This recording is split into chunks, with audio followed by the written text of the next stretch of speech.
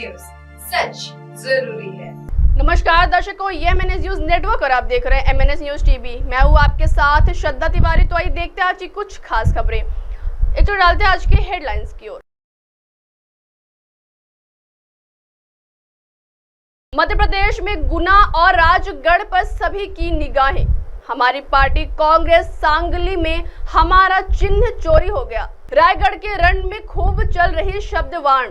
आइए देखते हैं खबरें विस्तार से। मध्य प्रदेश में गुना और राजगढ़ पर सभी की निगाहें।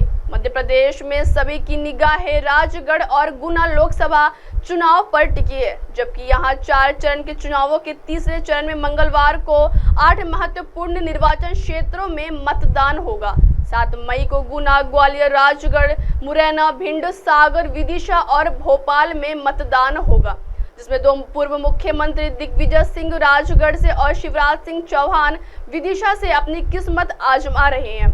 गुना से ज्योतिरादित्य सिंधिया मैदान में है। पूर्व मुख्यमंत्री शिवराज सिंह प्रदेश में मामा दिग्विजय सिंह राजा और ज्योतिरादित्य सिंधिया महाराजा के रूप में चर्चित है।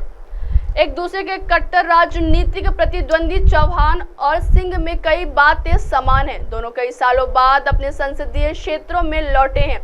दोनों ने लंबे समय तक मुख्यमंत्री के रूप में मध्य प्रदेश पर शासन किया है। दोनों चुनाव लड़ने के अनिच्छुक थे, लेकिन उनकी पार्टियों कांग्रेस और भाजपा ने उन्हें मैदान में उतारा। अंतर काफी हद तक यही खत्म हो जाता है, जहां चौहान को अपने पूर्व निर्वाचन क्षेत्र विदिशा में कोई परेशानी नहीं होगी। उन्होंने 1991 में पहली बार जीत हासिल की थी। वही 77 वर्षीय दिग्विजय राजगढ़ में फंसे हुए हैं। यह सीट कई बार भाजपा के पास रही है। राजगढ़ पर फतह करने के लिए सिंह ने कोई कसर नहीं छोड़ी। भाजपा उम्मीदवार रोडमल नागर कोई बड़ी शख्सियत नहीं है, लेकिन उन्होंने भाजपा की बदौलत सीट को 2 बार बरकरार रखा है।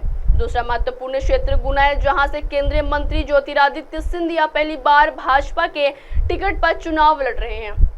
वह 2022 से कांग्रेस के लिए सीट पर काबिज थे। मुख्यमंत्री मोहन यादव, यूपी के सीएम योगी आदित्यनाथ और केंद्रीय गृह मंत्री अमित शाह पहले ही उनके समर्थन में सार्वजनिक बैठकें करने के लिए उनके निर्वाचन क्षेत्र का दौरा कर चुके हैं।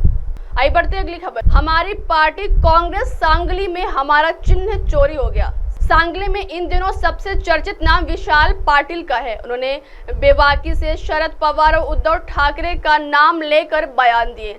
पाटिल ने आरोप लगाया, शरद पवार दावा करते हैं कि रकांपा उनकी है और उसकी पहचान चोरी कर लिया गया। उद्धव ठाकरे भी दावा करते हैं कि शिवसेना उनकी है, लेकिन उनका चिन्ह धनुष बाण भी चुरा लिया गया। ठीक ऐसा ही हमारे साथ सांगली में हुआ है। हमारी पार्टी कांग्रेस है, लेकिन सांगली में हमारा चिन्ह हमसे चुरा लिया गया है। बता दें कि सांगली सीट के लिए महाविकास अघाड़ी में लंबी खींचतान चली। यहाँ सीट शिवसेना के कोटे में जाने के बावजूद अधिकतर नेता विशाल पाटिल के साथ खड़े थे। आइए बढ़ते अगली खबर की ओर।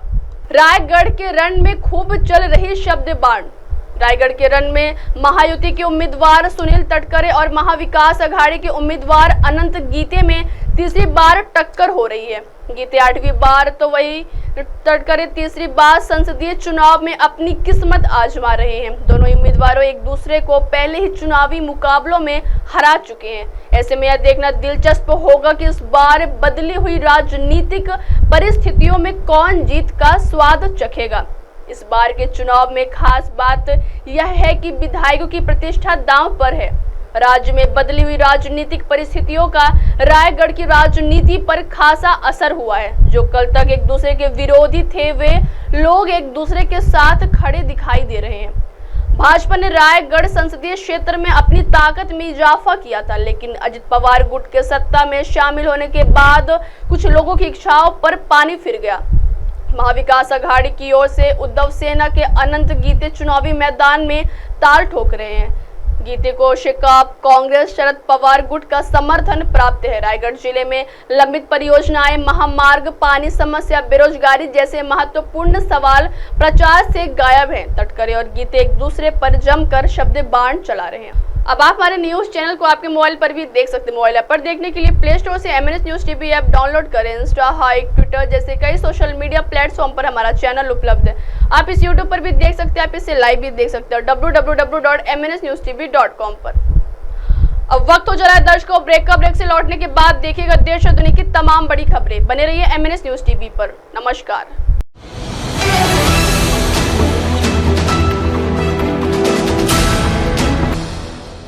ये है MNS न्यूज नेटवर्क और आप देख रहे हैं MNS न्यूज।